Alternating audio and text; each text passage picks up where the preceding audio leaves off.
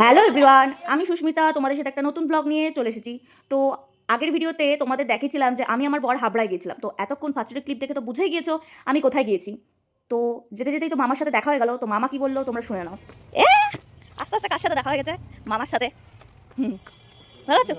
চিন্তা করে তো তোমার চিন্তা করে আমার পারেনি। আসছি।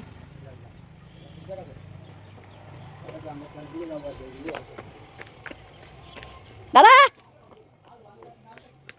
এত কার আগে না, এত লোক রাজার ওই যে বন্ধুটা ওইখানে দাঁড়িয়ে আছে। নতুন তোর বন্ধু কেন বসে আছে? ভাস্কর ভাস্কর দাঁড়িয়ে দাঁড়িয়ে গল্প করছে। আমি তো চলে গেছিলাম আমার দাদার কাছে হাবড়া স্টুডিওতে। তো সেখানে গিয়ে বিনোদীকে না দেখতে পেয়ে পাশের ঘরে চলে গেলাম। আমাকে দেখে তো ভয় পেয়ে গেছে যে কে আসলো, শুয়েছিল লাফ মেরে উঠে গেছে। তারপরে দেখো এখানে কিন্তু 7 দিনই গিয়ে কিছু না কিছু খেতে দিতে হবে, যেন আমি অতিথি ওদের। যাই হোক, তারপরে তো বড় বড় দুখানা করে গোলাপ জামুন দিল। রাজাকে অনেকবার সাদা হলো, রাজা খেলো না আমার থেকে। এইদিকে বিনোদী চুরি করে খেতে গিয়ে ধরা পড়েছে রাজার ভিডিওতে। ধরা পড়ে কি বলছে শোনো। কি ব্যাপার? কি চুরি করে খেলে? রসগোল্লা, হ্যাঁ, গোলাপজাম।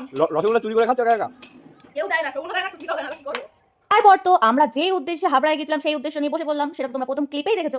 এইটা তো আমাদের এখন নেশা হয়ে গেছে। এরপরে দাদা দেখো আমাকে কিভাবে ভয় দেখাচ্ছে খেলা নিয়ে।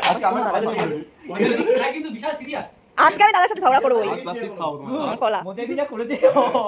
খেলায় তো ছেলেদের টিম হেরে গিয়েছে মেয়েদের কাছে। তারপরে তাদের অবস্থাটা একবার দেখো, দেখতেই পেলে ওদের শুকনো মুখগুলো। তো তারপর আমরা আর খেলিনি, তারপরে আমরা চলে এসেছিলাম। ভিডিওটা ভালো লাগলে অবশ্যই একটা লাইক কমেন্ট করে দিও। টাটা।